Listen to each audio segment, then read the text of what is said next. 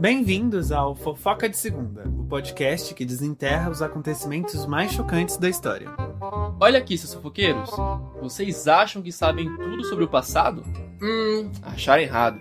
Nós, que temos a língua mais afiada que chicote, vamos te contar os casos que só os maiores xeretas da história conhecem. Toda segunda, um novo episódio para você começar a semana com o pé direito. Ou com o pé torto, né? Vai saber.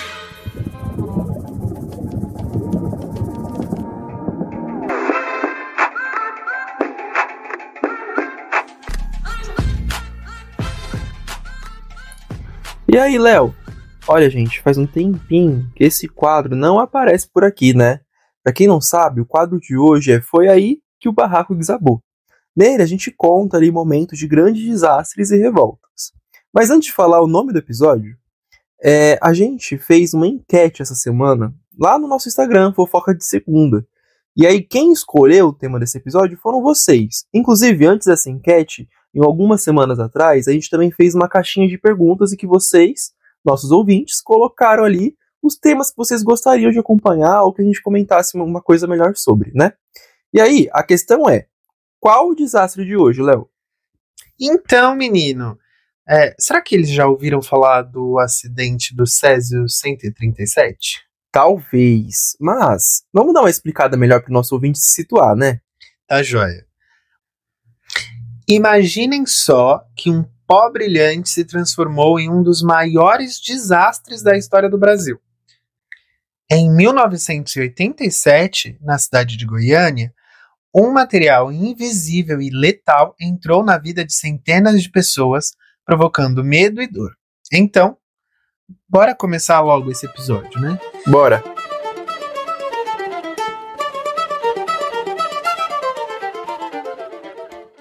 Ouvi, antes da gente entrar nos detalhes do acidente, e se a gente explicasse melhor o que é esse tal Césio 137? Porque muita gente nem sabe do que se trata. Boa, né? É verdade. Então, assim, gente, o Césio 137, ele é um isótopo radioativo criado em usinas nucleares durante o processo de fissão do urânio. Não é uma coisa que você encontra por aí, né? Eu tô andando aí na praça, eu tô andando no parque da Vida Ibirapuera e vou encontrar o Césio 137. Não é assim, né, gente? Inclusive, ele é super perigoso. Exatamente. E ele é usado na medicina, principalmente em radioterapia, para tratar câncer, por exemplo. Mas para isso, fica guardado dentro de equipamentos especiais, isolados em caixas de chumbo, porque a radiação pode causar sérios danos. E olha só que estranho. O Césio 137, que causou o acidente, ele estava na forma de um pó branco que brilhava com uma luz azul, sabe? Um brilho forte, meio hipnotizante, que parecia coisa de filme de ficção científica. Só que esse brilho era um baita alerta vermelho. Ele indicava a presença de radiação, que pode penetrar na pele, contaminar o corpo e destruir células, causando desde queimaduras até a falência dos órgãos. Pois é, galera. Sem falar que o Césio tem uma meia-vida longa, tipo 30 anos. Ou seja, ele fica ativo e perigoso por décadas, dificultando a descontaminação ali do local. A radiação pode entrar no corpo, pela pele, pela respiração e pela ingestão. No caso do acidente em Goiânia, como o pó foi manuseado e espalhado, muita gente acabou exposta sem saber. Imagina só o perigo, galera. Uma coisa invisível, sem cheiro, sem gosto, mas que vai atacando ali por dentro aos poucos. E o pior, por ser um sal solúvel, o pó se espalha fácil, gruda na roupa, nos móveis, no chão e passa de mão em mão. Um verdadeiro pesadelo.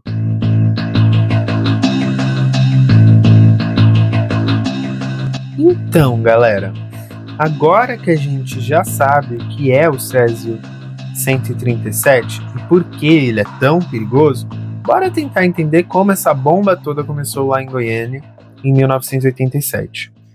Pois é, tudo começou quando dois catadores de lixos recicláveis, de materiais recicláveis, o Roberto e o Wagner, acharam uma máquina velha, um equipamento médico abandonado numa clínica de radioterapia desativada. Eles não tinham a menor ideia do que era aquilo. Pensaram que dava para vender as peças, sabe? Começaram a desmontar e dentro da máquina havia a cápsula metálica, cheia daquele pó branco e azul brilhante que a gente tinha falado lá atrás. E aí, quando essa cápsula foi quebrada, o pó que tinha nesse material começou a se espalhar. Imagina a cena, né? Aquele brilho chamativo, azul bonito, despertava a curiosidade da galera e ninguém sabia do real perigo que aquilo representava. E aí, eles venderam aquele pó, aquele objeto inteiro, para o Devair, que era o dono de um ferro velho. O cara ficou encantado com o brilho e passou a mostrar para a família, amigos, vizinhos. Foi assim que o pó começou a circular pela cidade. E não era só dentro das casas, né? Esse pó ficou em ônibus, mercados, hospitais, virou um problema em toda a Goiânia, mas ainda ninguém sabia o que estava rolando direito. E assim, gente, lembrem, o objeto ele era azul, era brilhante, mas desse material saía esse pó que ia se espalhando assim muito facilmente pela cidade. Isso era como se partículas desse material se espalhassem pelo ar, assim como a Covid. E aí as autoridades só foram avisadas depois que as pessoas começaram a adoecer com sintomas estranhos. E aí uma médica atendeu uma das primeiras vítimas e desconfiou da radiação. Mas até chegar a esse reconhecimento, demorou muito. Foram mais de 2 semanas com aquele veneno invisível circulando pela cidade, né, atingindo centenas de pessoas. Foi um desastre de saúde pública com dimensões que ninguém tinha experiência para lidar. E o pior, muita gente foi exposta sem saber que estava correndo risco de morte. Agora que a gente já sabe como rolou mais ou menos esse acidente, vamos falar então sobre quem foi os afetados e como a radiação ela começou a mostrar os seus efeitos nessas pessoas. Esse número ele é impressionante, porque mais de 110 mil pessoas foram triadas pela equipe de saúde, ou seja, a equipe de saúde chegou assim a mais de 110 mil pessoas para fazer aquela avaliação se tinha tido contato com material radioativo, né? E um monte de gente teve contato. E dessas, cerca de 200 a 249 tiveram contaminação significativa. Aquelas pessoas que receberam doses de radiação que poderiam causar graves problemas à saúde. Alguns sintomas eles apareceram logo nos primeiros dias, mas assim, eles não eram sintomas tão bem difundidos, eles se confundiam com algumas doenças comuns, porque assim, os sintomas eram tontura, náuseas, vômitos e até diarreia. Mas o pior veio depois. Queimaduras na pele, especialmente nas áreas onde aquele objeto ou pó tinham tocado diretamente, e a queda de cabelo também foi muito comum. Além disso, muitos tiveram problemas internos muito sérios, como hemorragias, falência do sistema imunológico, que é o que realmente deixa o corpo vulnerável a infecções. E, infelizmente, 4 pessoas não resistiram. Entre elas, a esposa do dono do ferro velho, que teve contato direto com o material. Era a síndrome aguda da radiação, né? O corpo sofrendo com aqueles danos celulares irreversíveis. É uma falência múltipla dos órgãos, uma tragédia de verdade. E o impacto não foi só físico. As famílias dessas vítimas e quem sobreviveu ficou muito marcado para sempre com isso, sabe? E aí, diante da gravidade da situação, as autoridades brasileiras precisaram agir rapidamente para conter o estrago.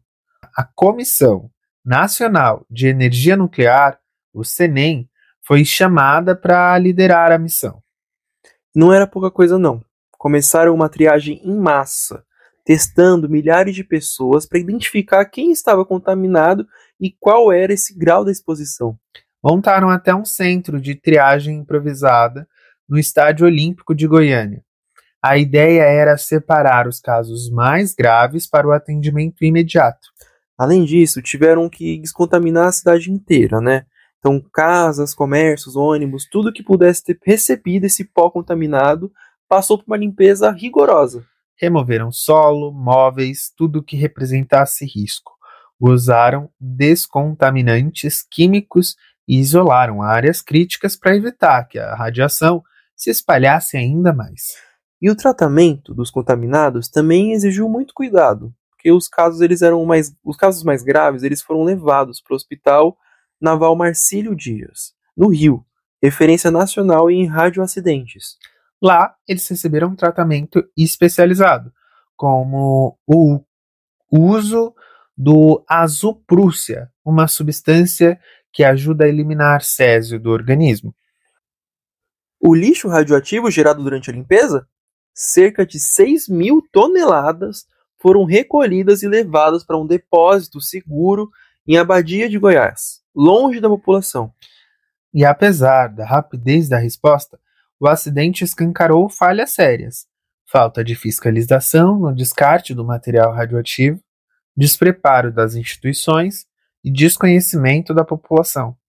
Então esse episódio ele virou um alerta para o pessoal, para o Brasil repensar as suas políticas de segurança nuclear e educação ambiental.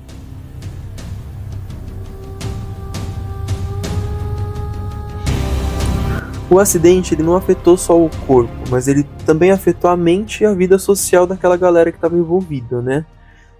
As consequências elas foram muito além daquelas queimaduras e doenças. Então muita gente começou a ser rejeitada, inclusive pelos próprios vizinhos e familiares. Rolava aquele medo do contágio, sabe? As pessoas tinham medo de chegar perto dos contaminados e poder pegar alguma coisa. Então imagina só, ser tratado como se você fosse uma ameaça só por estar doente. Isso causou muito sofrimento emocional e isolamento social. Acho engraçado também, porque isso daí não é incomum de acontecer, né? Acho que quando tem esses surtos de doença ou de contaminação assim em massa, o pessoal realmente fica com medo desse desconhecido. Então, por exemplo, foi assim com a Covid, porque a gente não sabia diretamente, assim que teve aquele surto, as formas de pegar, né? Então todo mundo fica super alarmado e se protegendo de todas as formas. Mas é real, né? Porque quando você busca a informação certa, aí sim acaba com esse tipo de preconceito, por exemplo, e esse medo. Sim. Porque ele aflige as pessoas realmente, né? Enfim. Aí, além disso, os traumas psicológicos eles foram profundos. Então, estudos apontam que muita gente desenvolveu ansiedade, depressão e até mesmo transtorno de estresse pós-traumático. E não foi só quem teve contato direto com o césio-137 que sofreu, não. A família inteira sentiu o impacto.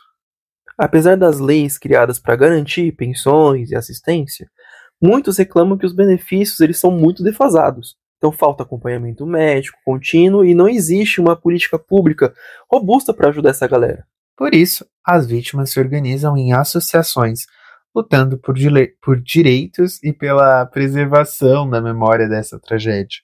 Elas ajudam a manter vivo o debate sobre segurança radiológica e pressionam por políticas públicas mais efetivas. No fim, essa parte humana do desastre mostra que o impacto foi muito, muito maior do que a gente vê nas manchetes. Foi uma ferida que vai demorar para cicatrizar de fato. Mas esse mesmo acidente virou um marco, um alerta para o Brasil não se esquecer. Na escala internacional de acidentes nucleares, o caso foi classificado como nível 5, o que indica um acidente grave com impacto local e regional. Depois da tragédia, o Brasil revisou suas políticas de controle e descarte de materiais radioativos, com normas mais rígidas e fiscalização mais eficaz. A CENEM reforçou seus protocolos e foram criadas várias leis federais e estaduais para prevenção e resposta a emergências nucleares. Mas nem tudo está resolvido. Ainda tem muitas lacunas. Falta, como a gente falou lá atrás, apoio integral e contínuo para as vítimas, transparência do governo e educação pública sobre segurança radiológica. Para manter viva a memória, 13 de setembro foi instituído como o Dia Nacional de Luta dos Atingidos por Fontes Radioativas. E várias instituições e associações seguem trabalhando para conscientizar a população e cobrar políticas públicas eficazes. Nossa, eu não tinha conhecimento nenhum, sabia, sobre esse caso? Não, você tinha? Eu já tinha ouvido falar. Não, eu acho que eu fiquei sabendo de algo relacionado a Cubatão, assim, tem uma usina nuclear, mas nada que tinha tido um caso assim brasileiro. E até que recente, cara. Nem sabia que tinha usina nuclear em Cubatão. Não tem não? Que eu saiba, não. Peraí, gente. A gente vai confirmar aqui em tempo real. Mas eu tenho sim, eu acho, Cubatão tem. Não, que eu saiba, o Brasil só tem 2 usinas nucleares e ficam no Rio. Não, Cubatão não tem usina Ih, nuclear. olha fake news. Onde que tem? Ela tem usina hidrelétrica. Cubatão teve uma época que teve um problema de poluição que era Isso. considerada a cidade Mais poluente. poluente do mundo. Ah, assim, tá bom. Então, negócio ó, fudido. não é nada radioativo, mas é algo relacionado à poluição. Então, deixa eu pesquisar, calma aí, fiquem aí. Não saiam daí. Cubatão. Poluição. Cidade brasileira já foi a mais poluída do mundo. Cacete. Era isso então, que eu tinha visto. Quando que saiu essa notícia? Ah, não. Essa notícia é de 2024, mas ela tá falando que ela já foi. É uma notícia. Não, eu sei, mas a notícia que saiu... é que eu tenho que ler, eu não vou ler. Tudo bem, gente, mas foi em 2024 ali. Mas eu tinha visto uma notícia até que recente, sim, sobre isso, que Cubatão era bem poluída mesmo, mas achei que tinha tido algum acidente, então não teve. É só porque lá foi considerada há muito tempo a cidade mais poluente do mundo, mas não é mais, aparentemente. Enfim. Nossa, a gente fez um grande parênteses agora. Eu vou cortar uma metade disso, galera, fica de tranquilo. Mas o que eu ia falar... Que vai cortar, você vai cortar, não vai Eu vou aparecer. cortar, inclusive, isso. Que louco. Enfim. Mas o que eu ia falar é que, assim, eu não sei também. Eu não acho que esses casos eles aconteçam tanto, mas quando eles acontecem, eles ficam bem famosos, assim. O que me chamou a atenção nesse caso é porque eu realmente não tinha chegado a conhecimento, assim. E nem eu, nem minha família, por isso aqui eu posso afirmar. Eu acho que minha mãe não ouviu falar também, por exemplo, disso. Enfim. E aí, esse episódio, ele virou um tema de estudos acadêmicos, campanhas de conscientização e até de produções culturais. Revisitar essa história é fundamental para que tragédias assim não se repitam, reforçando nossa responsabilidade social e governamental.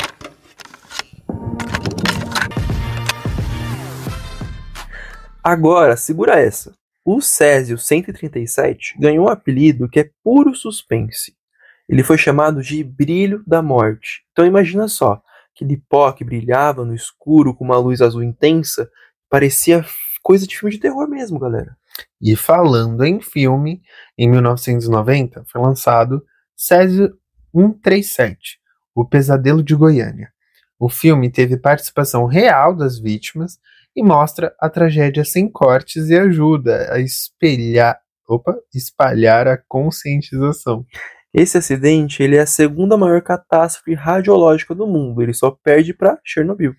E foi o maior acidente com material radioativo fora de usinas nucleares.